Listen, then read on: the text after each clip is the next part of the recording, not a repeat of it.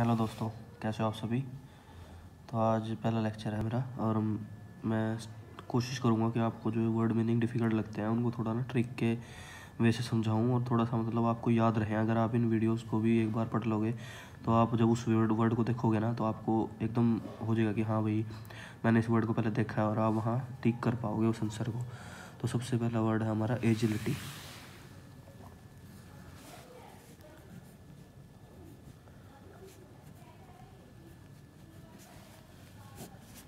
Agility इसका मतलब होता है फुर्ती या निम्बलनेस।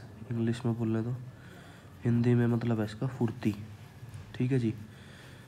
और इंग्लिश में इसके सिनोनिम्स हैं निम्बलनेस, एलाक्रिटी। अच्छा, आप इसको याद कैसे करोगे एजिलिटी को? देखो, अलग अलग आपको पढ़ना पड़ेगा। आपको पढ़ना है एज। एज ही जो है इसको एज पढ़ो। एज उसकी इतनी यंग है कि उसके अंदर क्या है, फुर्ती है।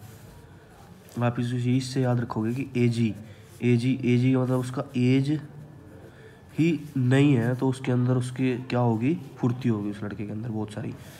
तो मैं तो ऐसे याद करता हूँ भाई, आप लोगों की मर्जी है। आप मतलब इस चीज़ को अच्छा हो या बुरा, मतलब मैं ट्राई करूँगा आप लोगों को, कोशिश करूँगा कि आपको ये चीज़ें समझ आए। अच्छा, दूसरा वर्ड है एनोमली। सॉरी, तबीयत डाउन है थोड़ी। एनोमली। अच्छा भाई, एनोमली क्या होती है, इसका सिनोनिम है, हिंदी में बोल रहा हूँ तो इसका मतलब है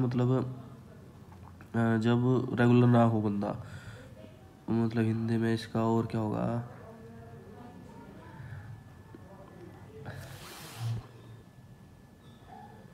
सॉरी यार, वीडियो ख़राब हो गई। नहीं, चलो कोई नहीं। एनोमली को मैं इंग्लिश में लिख रहा हूँ इरेगुलरिटी। ठीक है जी। अब इसको आप याद कैसे करोगे? अनु को अलग और मैली को अलग आप कैसे याद रखोगे? अनु और का माली बहुत क्या है, इरेगुलर है।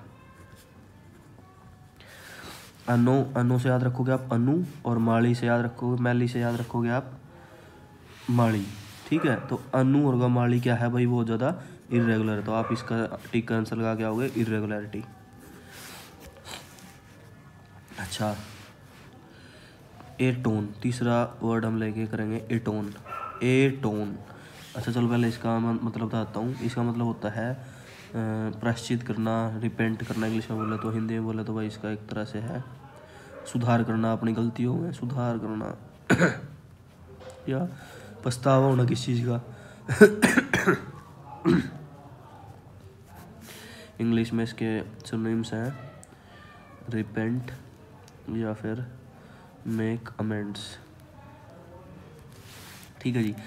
अब ए टोन को आप अलग अलग करके याद करोगे। ए टोन एक ही टोन में, ए हिंदी में एक ही टोन में सारे माफ़ी मांगेंगे।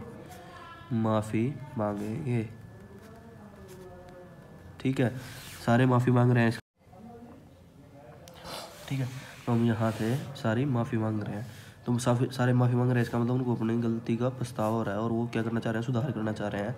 तो रिपेंट या मेक अमेंड्स, ए टोन।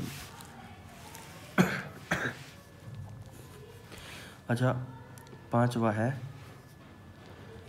एम्पलीफाई। तो एम्पलीफाई का मतलब क्या होता है, आप इसको अपनी लाइफ से जोड़ के याद रख सकते हो। एम्पलीफायर लगाते हैं हम गाड़ी में, तो एम्पलीफायर क्या करता है, आवाज़ को बढ़ा देता है। तो ऐसे ही किस चीज़ को एनलार्ज करना, उसकी एफिशिएंसी में और इंक्रीज करना, कुछ इंक्रीज देना, उस चीज़ को हम क्या करते हैं, एम्पलीफाई। तो कार के एम्पलीफायर से याद रखो इसे।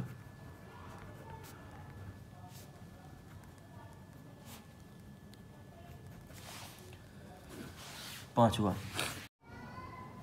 वर्ड है आपका एड एज।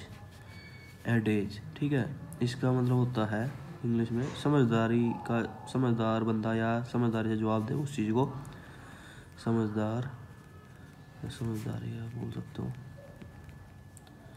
एडवर्ब प्रोवर्ब वगैरह मत देखना भाई, सिंपल आपको मैं तो ये वर्ड्स याद करना चाहता हूँ, उसके लिए मैं ट्रिक्स बनाता हूँ, वो थोड़ा सा मैं आपको बता रहा हूँ ताकि आपको शायद हेल्प हो सके बस।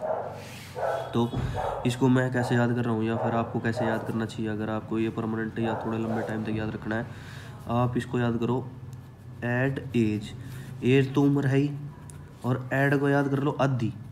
भाई अब तो उसकी आधी उम्र होगी, तो आधी उम्र में तो अब जाके उसको समझदार या समझदारी आ जानी चाहिए। तो ये हमारा 5 हुआ। ठीक है भाई, 5 अपना मैं डेली कोशिश करूँगा आप लोगों के सामने लाने की, तो आप इनको याद करने की कोशिश करो।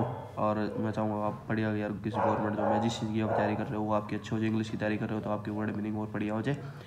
ठीक है भाई, बाय, टेक केयर, सब आप सबका भला हो, थैंक यू।